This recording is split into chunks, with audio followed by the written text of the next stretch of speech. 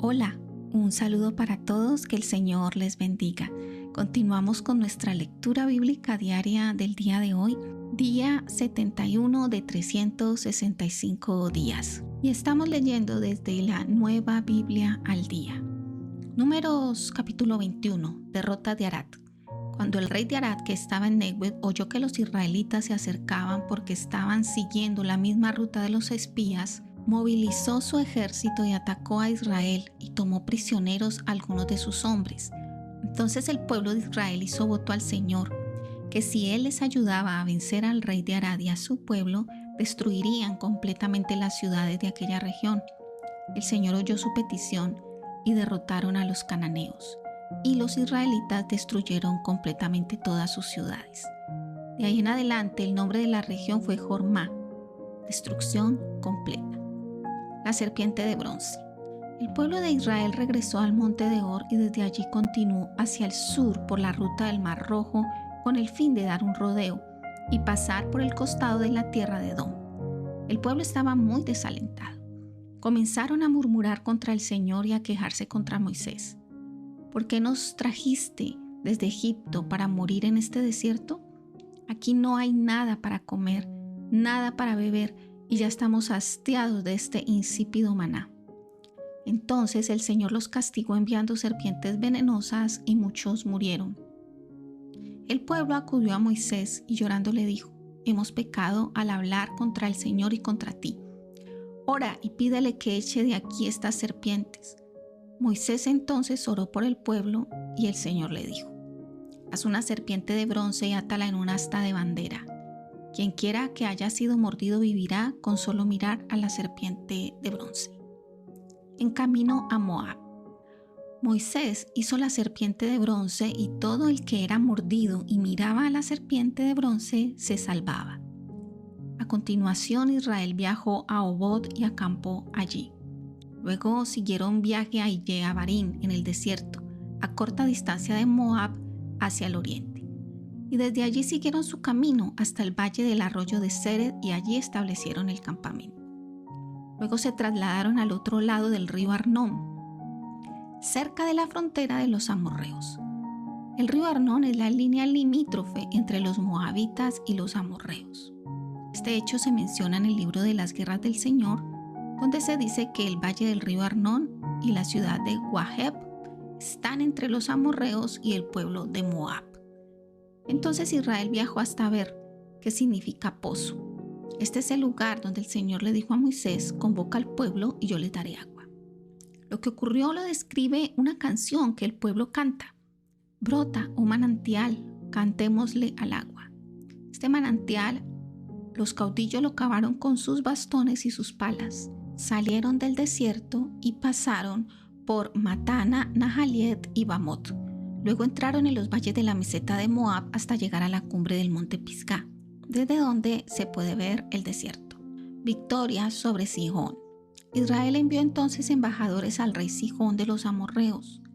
Permítanos cruzar por su territorio, le pidieron. No nos saldremos del camino real hasta que hayamos pasado las fronteras. No nos meteremos en los campos ni en los viñedos, ni beberemos el agua de sus pozos. Pero el rey Sihón se negó. En vez de concederles el permiso, movilizó su ejército y atacó a Israel en el desierto. Le presentó batalla en Yahaza, pero Israel lo derrotó y ocupó la tierra desde el río Arnón hasta el río Jaboc, es decir, hasta la frontera de los amonitas. Se detuvieron allí porque las ciudades amonitas estaban bien fortificadas.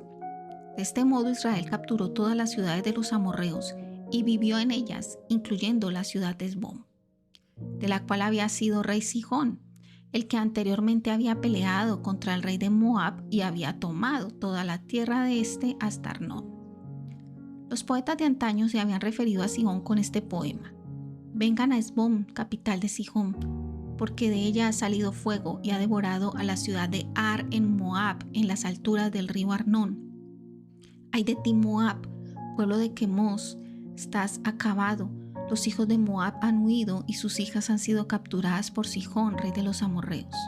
Él ha devastado el reino de ellos y ha perecido Esbón hasta Dibón y destruimos hasta Nofa y Medeba. Victoria sobre el rey Og. Estando Israel en el país de los amorreos, Moisés envió exploradores a observar el territorio de Jazer. Luego capturó sus pueblos y expulsó a los amorreos.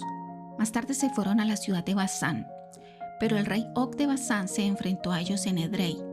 El Señor le dijo a Moisés que no tuviera temor, que el enemigo ya estaba vencido. Lo mismo que le ocurrió al rey Sihón en Hesbón, le ocurrirá al rey Og, les dijo el Señor.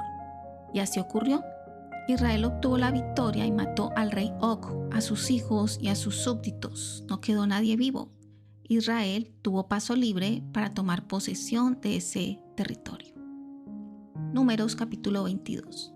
El pueblo de Israel siguió su viaje hacia las llanuras de Moab y acampó al oriente del río Jordán frente a Jericó.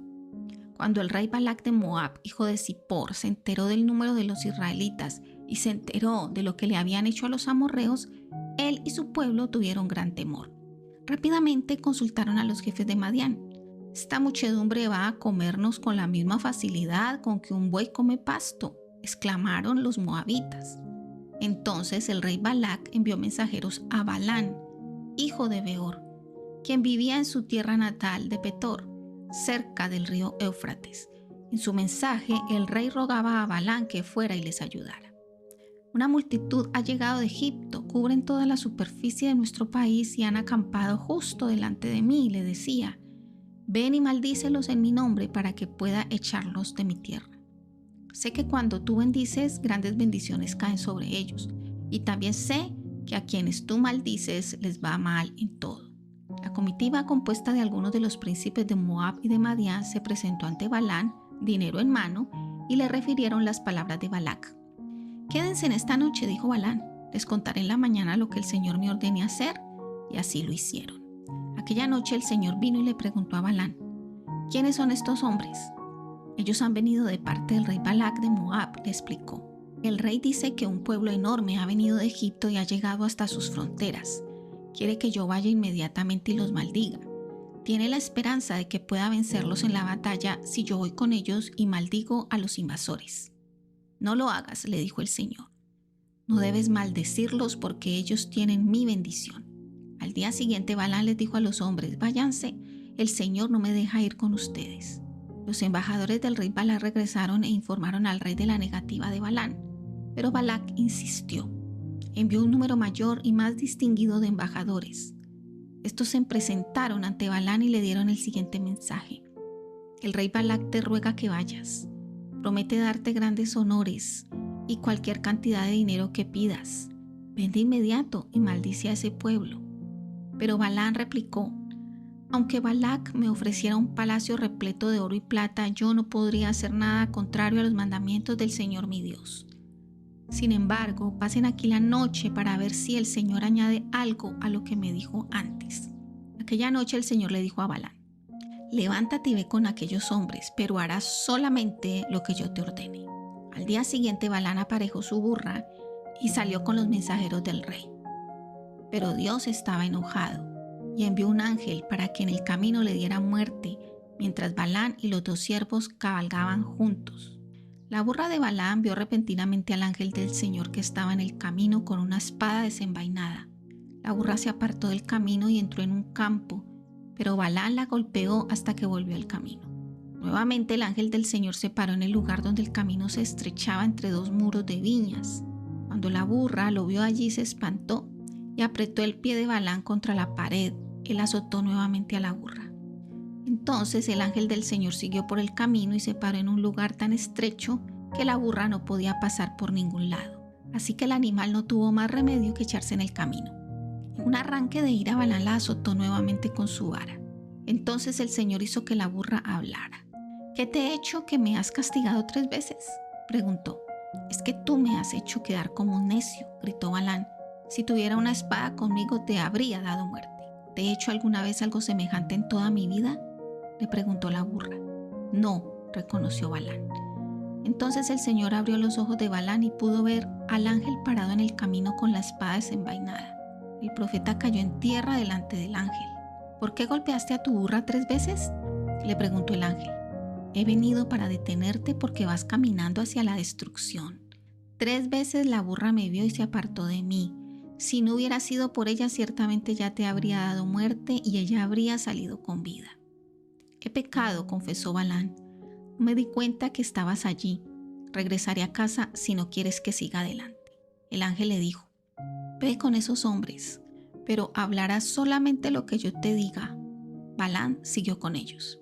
Cuando el rey Balac oyó que Balaam se acercaba, salió de la capital y se dirigió a encontrarlo en el río Arnón, en la frontera de su tierra. ¿Por qué te has demorado tanto?, le preguntó. ¿No creíste cuando yo te dije que te daría grandes honores? Balaam replicó: he venido, pero no tengo poder para decir nada, salvo lo que el Señor me diga, y eso es lo que haré. Balaam acompañó al rey hasta Kiriat Huzot, donde el rey Balac dio animales a Balaam y a los embajadores para que ofrecieran sacrificios. A la mañana siguiente, Balac llevó a Balaam hasta la cumbre del monte Ramot Baal, desde el cual podía ver a todo el pueblo de Israel esparcido delante de sí. Salmos capítulo 33, versos 6 al 15. Bastó que hablara y se formaron los cielos, que soplara para que se formaran todas las estrellas. Él puso límites a los mares y encerró los océanos en su gran estanque. Que todos en el mundo teman al Señor y ante Él sientan sobrecogido respeto. Porque bastó que hablara y surgió el mundo. A su mandato apareció. Desbarata los planes de todas las naciones y frustra todos sus proyectos, pero los planes de Él permanecen para siempre. Sus intenciones son inamovibles. Bendita la nación cuyo Dios es el Señor, que ha sido elegida por Él como pueblo suyo. Desde el cielo mira el Señor a la humanidad, desde su trono observa a todo el que vive en la tierra.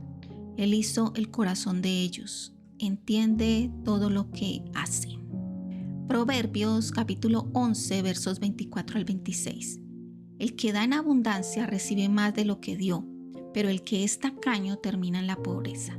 El que es generoso prospera, el que da a otros a sí mismo se enriquece. La gente maldice al que acapara el trigo, pero cubre de bendiciones al que lo vende. Marcos capítulo 12, versos 28 al 44. El mandamiento más importante. Entonces se le acercó uno de los maestros de la ley que los oyó discutir. Al ver que Jesús les había contestado bien, le preguntó: ¿de todos los mandamientos cuál es el más importante? Jesús le contestó: el más importante es: oye Israel, el Señor nuestro Dios, el Señor es uno. Ama al Señor tu Dios con todo tu corazón, con toda tu alma, con toda tu mente y con todas tus fuerzas. Y el segundo es: ama a tu prójimo como a ti mismo. No hay otro mandamiento más importante que estos. El maestro de la ley le respondió: muy bien dicho, maestro. Dices la verdad cuando afirmas que Dios es uno y que no hay otro además de Él. Y que amar a Dios con todo el corazón, con todo el entendimiento y con todas las fuerzas, y amar al prójimo como a uno mismo es más importante que todos los holocaustos y todos los sacrificios. Al ver Jesús que había respondido con sabiduría, le dijo: no estás lejos del reino de Dios. Después de esto ya nadie se atrevió a hacerle más preguntas. ¿De quién es hijo el Cristo?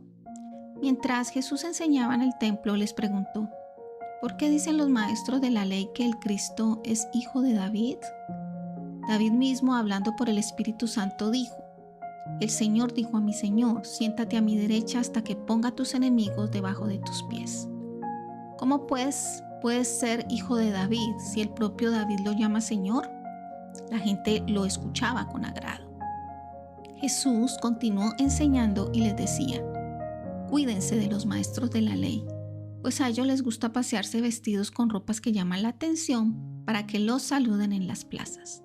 También les gusta ocupar los primeros asientos en las sinagogas y los lugares de honor en los banquetes.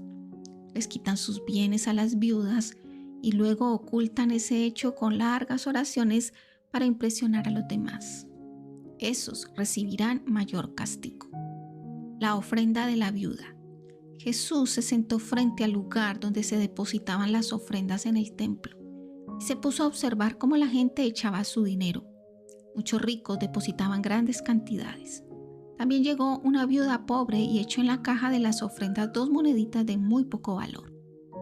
Entonces Jesús indicó a sus discípulos que se le acercaran y les dijo: les aseguro que esta viuda pobre ha echado más en el tesoro que todos los otros.